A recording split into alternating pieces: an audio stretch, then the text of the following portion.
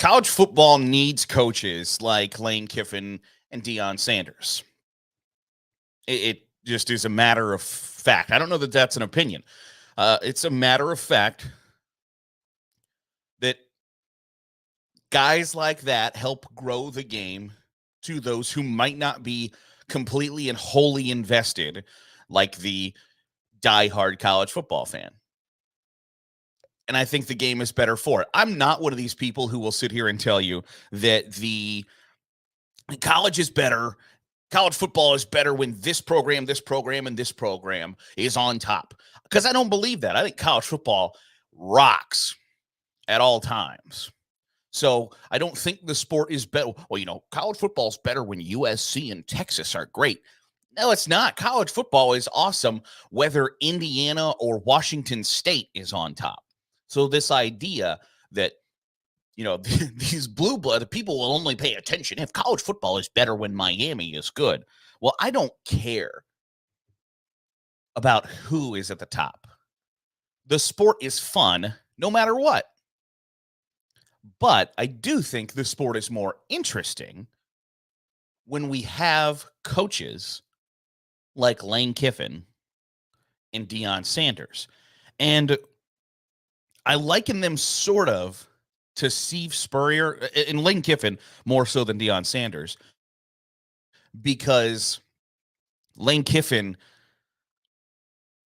isn't necessarily, I guess it's different styles, where Deion Sanders is a self-promoter and no one's going to believe in you more than you is a great way to go about life. Lane Kiffin is more of a bleep talker, a little bit dry sense of humor, a little bit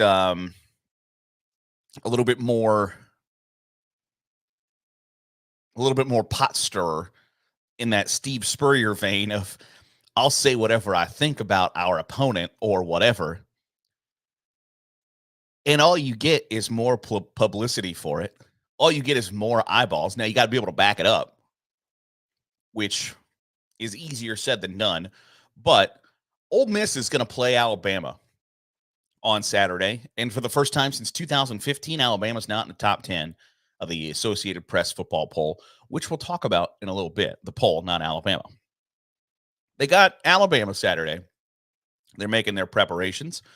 And Lane Kiffin was asked about the Alabama defense, and he had this to say. He's talking about Kevin Steele, the Alabama defensive coordinator, and said, "We've been against Kevin a number of times to work with him at Alabama and against him at Auburn and LSU. There seems like there's been a change there. I don't know what happened after the Texas game, but our guys watching the TV copy and schematically in this last game certainly seems like T-Rob, Travaris Robinson, is now calling the defense. We played him before at South Carolina, so we're preparing accordingly for him calling the defense. He's done a good job, too, and they've got really good players." On the surface, that is not anything that raises any eyebrows until you consider that it's essentially Lane Kiffin saying Alabama changed. You can't say fired because Kevin's still there. Alabama essentially it's an argument that he is saying Alabama changed who they have calling their defense right now, and didn't tell anybody. Didn't say, hey, we're going to make a change here. We got a different guy calling the defense because we don't like the way things went against Texas. But that's a pretty big accusation to make, is that, hey, even though this guy is listed as the defensive coordinator, and there's an important distinction here, that there is often somebody who's got the title of offensive coordinator or defensive coordinator. We just assume that means play caller. And sometimes, you could argue oftentimes, that's not the case, especially on the offensive side of the ball, where head coaches want to call their own plays. But somebody's got the title of offensive coordinator. That doesn't mean that they are calling the shots on offense. But this is Lane Kiffin saying that Alabama has a new defensive coordinator and didn't say anything about it, which I find fascinating. For one reason of why would you tip your hand if this is the case? If Alabama changed who was calling their play calls, why would you let your opponent know that you're on to them? I'm not certain the strategic advantage of what that does, other than embarrass your old opponent or embarrass your opponent and embarrass your old boss. And if that is the motive from Lane Kiffin, God love you, I'm here for it, because that is fun. That makes the game really fun. It is the Steve Spurrier school of public relations, which I think college football needs more of. To hell with the Fortune 500 public relations strategy. I want the Steve Spurrier strategy of saying he enjoyed playing Georgia early in the season because you could count on 2 or 3 of their important guys being suspended. That is hilarious. It's entertaining. And that's what this is all about. This sport is for entertainment. So by God, let's make it entertaining. The people who decry the WWE-ization of college football, oh my gosh, they're just trying to turn this into drama. Yeah, that's what sports is. It's soap operas with matching clothes. So I don't care about, you can say that you deeply care about the football and the strategy. You don't. You care about the soap opera. Because otherwise, you would watch Sam Houston State versus Air Force, and chances are you didn't watch Sam Houston State versus Air Force. You know why? Because you were too busy watching Colorado State. And you know why you were watching Colorado State? Because it's interesting, because there's drama, because the back and forth between Jay Norvell and Deion Sanders and Shedeur Sanders and everybody running their mouths made the soap opera really interesting. So when you get situations like this where the soap opera is fun, I'm here for it. And I think there needs to be more of it, because everybody at some point in their life has a feeling like Lane Kiffin or has a feeling like Steve Spurrier where they can just rattle all you can't spell citrus without UT is objectively hilarious. It makes the game more fun. And the game is already fun. So I am here for the guys like Lane Kiffin and Deion Sanders. Deion Sanders was on 60 Minutes on Sunday night. I guess today is Monday. So yeah, so last night Deion Sanders was on 60 Minutes, the season premiere. One of the biggest news shows in America in the history of television. In their season debut, thought that Deion Sanders was a big enough topic and would draw enough eyeballs to feature him in the debut episode, which shows you the power of the Deion Sanders brand. He had a similar type discussion of what Lane Kiffin had to say. He was asked, who's the best coach in college football is going to think you're the best, right? So it makes sense. People don't like the arrogance, I think people don't like the arrogance, the bravado that comes with Deion Sanders, but so far nobody has humbled him either. Whether that happens on Saturday against Oregon or not, I don't know. I can't see the future. Travis Hunter, Deion Sanders said today he's not going to play for 3 weeks, which is a tough time for him to be out because there are going to be a lot of eyeballs on Oregon, Colorado, and they play USC next week. It's a tough time for Travis Hunter to be out. But he hasn't been humbled. You can be cocky and arrogant and be filled with hubris or whatever the adjectives you want to use. As long as you can back it up. If you're going to be king of the mountain, you got to be the 800-pound gorilla. Nobody can say anything about it until they beat you. So I appreciate guys being real and honest, like Lane Kiffin, and saying, I think Alabama fired the defensive coordinator. And Deion Sanders, saying that he's the best coach in college football. Deion Sanders also, when he was on 60 Minutes, got super honest about why he is campaigning for Travis Hunter and his son Shedeur Sanders to be Heisman Trophy candidates.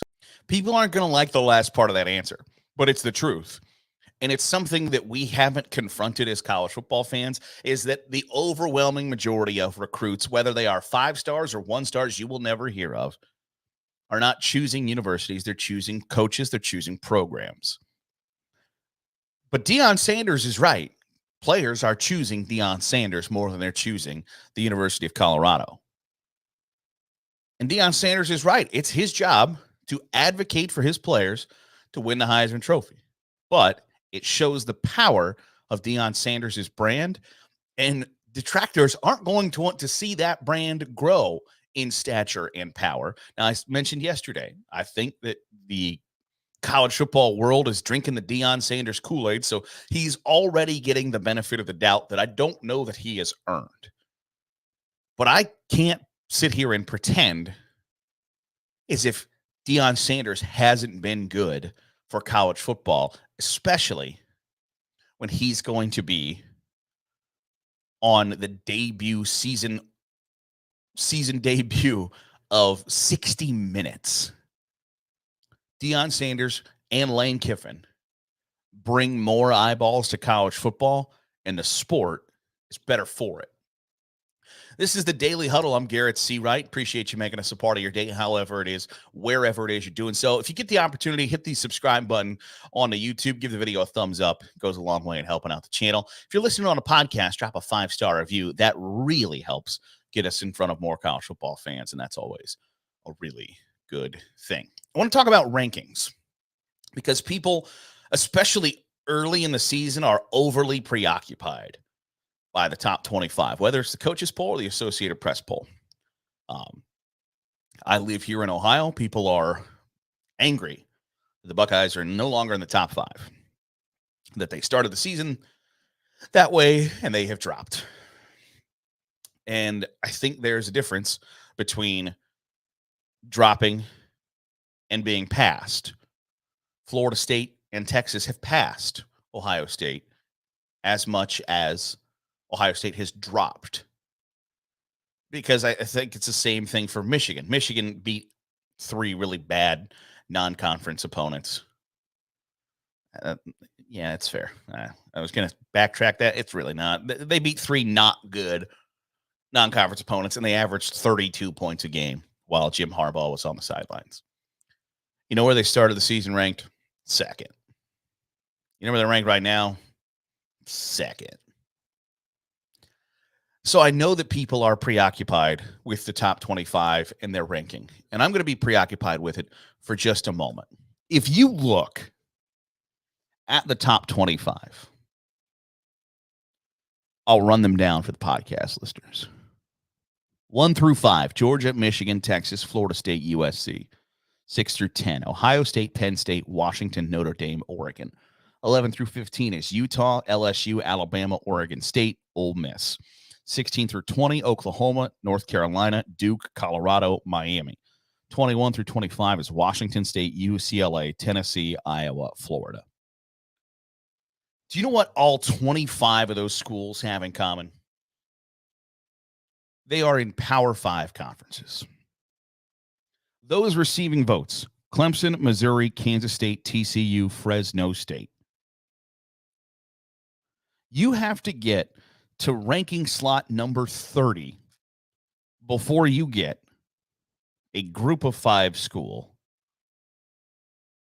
Now, I don't know what a group of 5 school has to do to crack the top 25,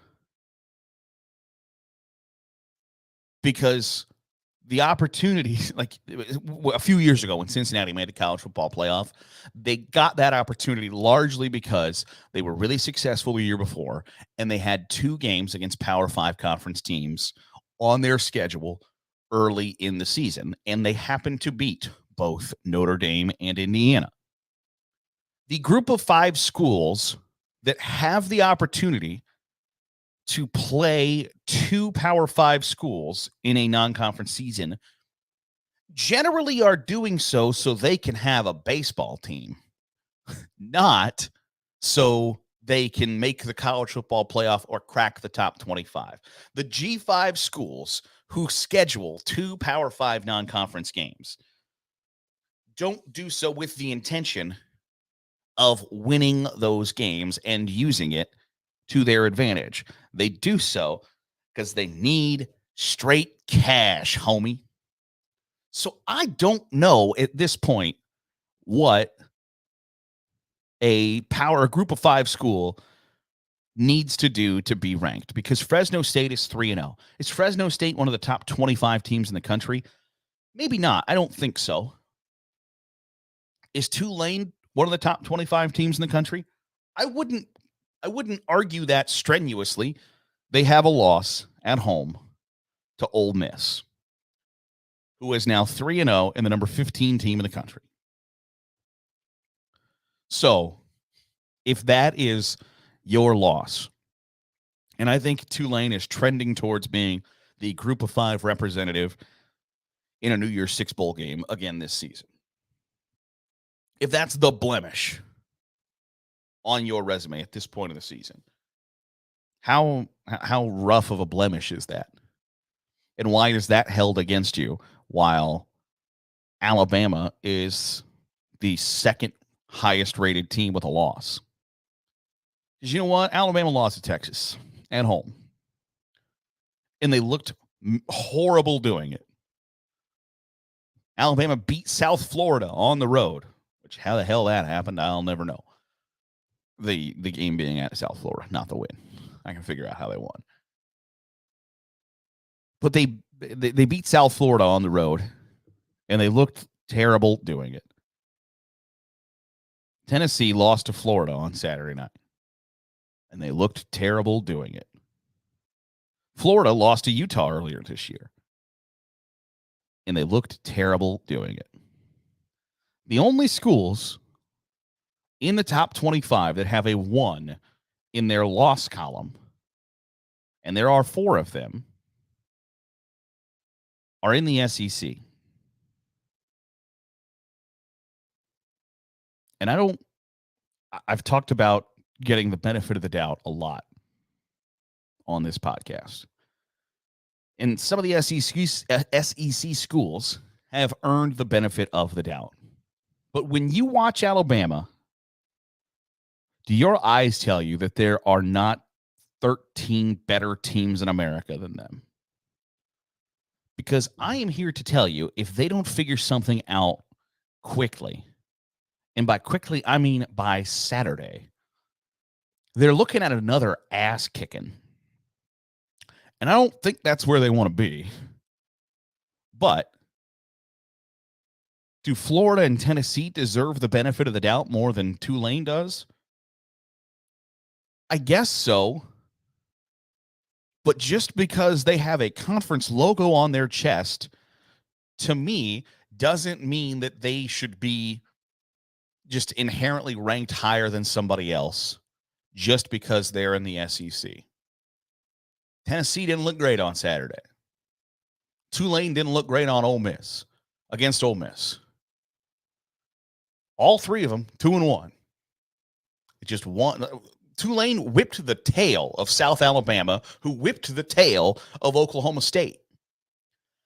I don't know what a group of 5 school has to do to be ranked other than wait till later in the season so all these other schools can cannibalize themselves.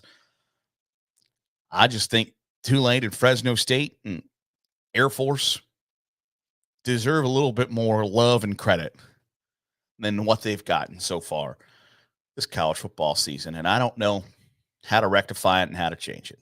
Honestly, I think there should be a top 25, and then there should be a top 15 for a group of 5.